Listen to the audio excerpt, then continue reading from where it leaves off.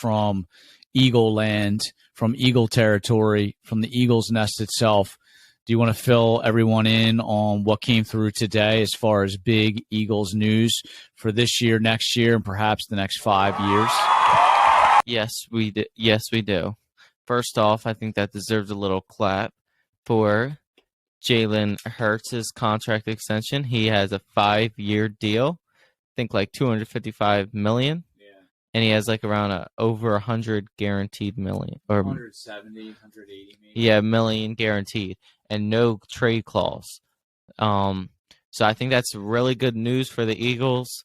People were talking about it all off season.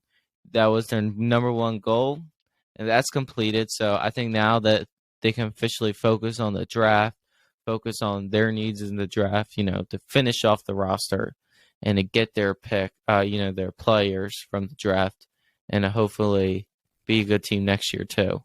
So I think that definitely helped them and helped them, move on for, of course, be happy, but also get to move on to the draft and get their rest of their needs there.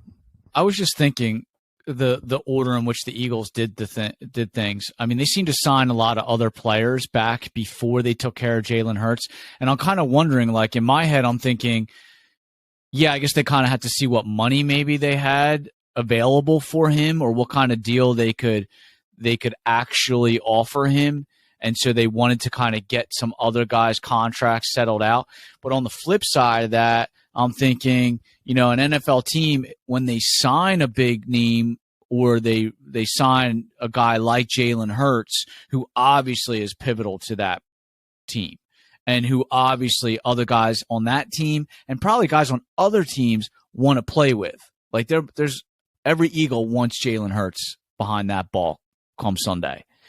There's probably a lot of guys on other teams that would like to be traded to the Eagles or signed by the Eagles so that they could have a chance of playing with Jalen Hurts.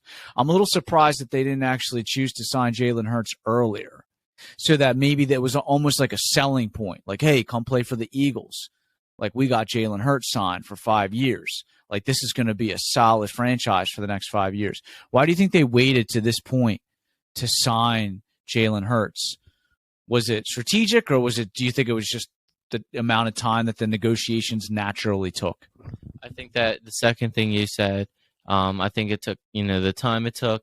I think that before they wanted to sign Jalen Hurts to a contract extension, I think that the Eagles made a good move on that so they can get the other players back because, if they sign him and then they don't have a lot of cap space and a lot of money, that would be hard to bring guys like Jason Kelce back, Brandon Graham back, James Bradbury, even Darius Slay to get his 2-year extension thing, and then Lane Johnson his 1-year extension, then re-sign Fletcher Cox.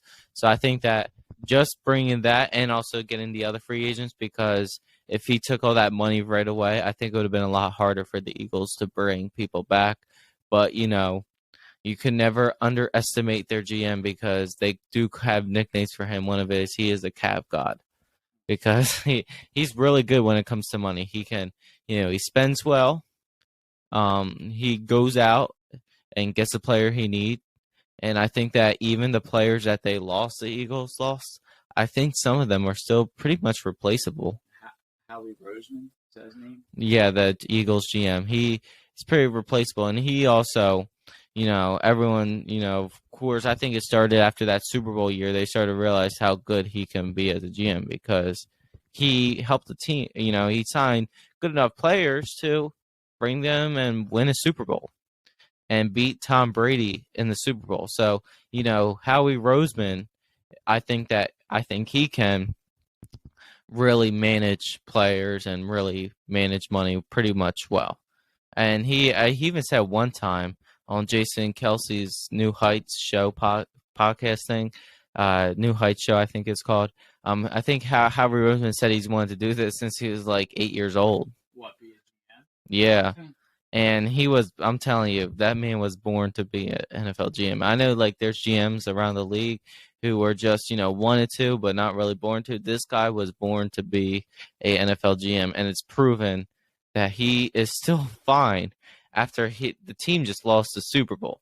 And he's still and the team is still in pretty good shape because, sometimes, when teams lose, sometimes they hit a downfall and then start to not be good after that. Or even when they win, they start to hit a downfall and they're just not good after that. Have a Super Bowl hangover. So I don't think that's the Eagles. I think they're in great shape for the 2023 season.